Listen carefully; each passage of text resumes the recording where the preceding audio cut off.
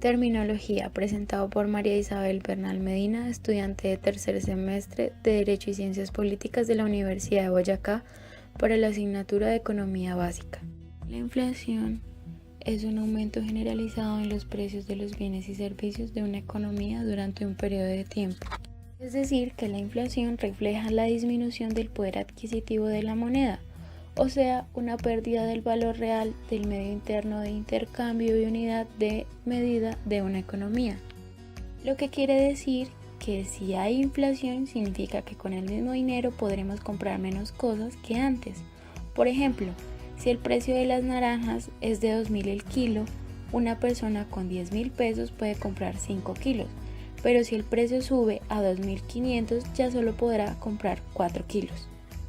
Tipos de inflación. La estanflación se da cuando existe inflación y además de crecimiento del PIB. La inflación subyacente es aquella subida de precios que excluye los productos energéticos.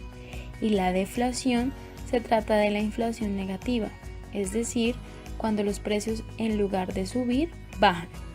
Ventajas de la inflación. El alza en los precios ayuda a reducir el valor de las deudas, tanto de los hogares como de las empresas y el gobierno. Esto se debe a que si hay inflación en una economía y nuestros salarios suben al mismo ritmo, pero la deuda sigue siendo la misma que antes, el valor real de la deuda será menor que antes de que subieran los precios. La subida de los precios además provoca que la gente prefiera consumir ahora en vez de más tarde, porque entonces los precios serán más caros. Esto es fundamental para que el dinero circule y haya transmisión de bienes en una economía. Es el engranaje del capitalismo. Y no es que esta sea buena en sí, sino que aunque suban los precios de una economía, los salarios también suelen subir acorde a esa subida de precios, lo que la hace tener ciertas ventajas. La inflación es un fenómeno que ocurre en casi todos los países. De hecho, los bancos centrales siempre tratan de que en su país haya algo de inflación, normalmente entre el 2 y el 3%, porque si no hubiese inflación los precios bajarían, o sea, habría una deflación, que es el temor de cualquier responsable económico de un país. La deflación puede ralentizar el consumo y el crecimiento económico, pudiendo además derivar en una espiral deflacionista con terribles consecuencias para la economía del país. La inflación es uno de los aspectos más importantes en el estudio de la macroeconomía y en la política monetaria de los bancos centrales. Por ejemplo, el principal objetivo del Banco Central Europeo es conseguir la estabilidad de precios, manteniendo una tasa de inflación del 2% anual. Una de las funciones de los precios es permitir a los compradores indicar la cantidad de producto que desean comprar según el precio del mercado y a los empresarios determinar la cantidad de producto que desean vender a cada precio. Los precios garantizan que los recursos se repartan de manera eficiente para alcanzar un equilibrio de mercado y así los recursos se pueden asignar de manera eficiente. No obstante, lo más común es que los precios aumenten, provocando lo que se llama inflación.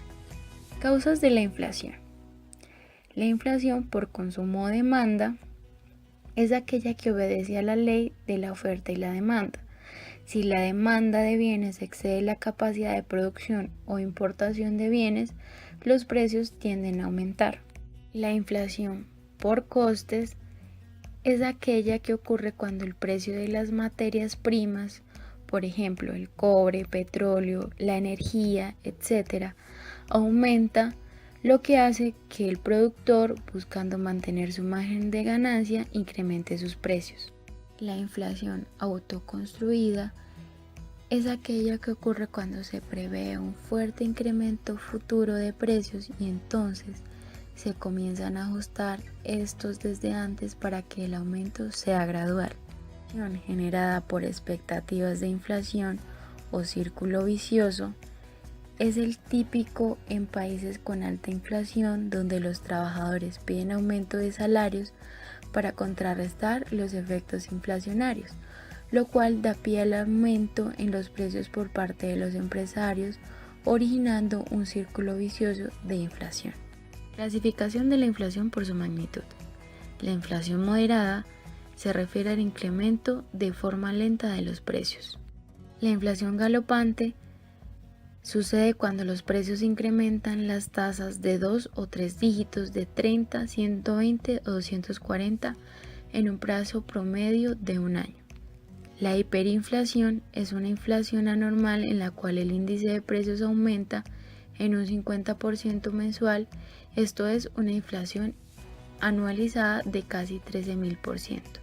La globalización es un proceso económico, tecnológico, político, social, empresarial y cultural a escala mundial que consiste en la creciente comunicación e interdependencia entre los distintos países del mundo, uniendo sus mercados sociales y culturales a través de una serie de transformaciones sociales, económicas y políticas que les dan un carácter global.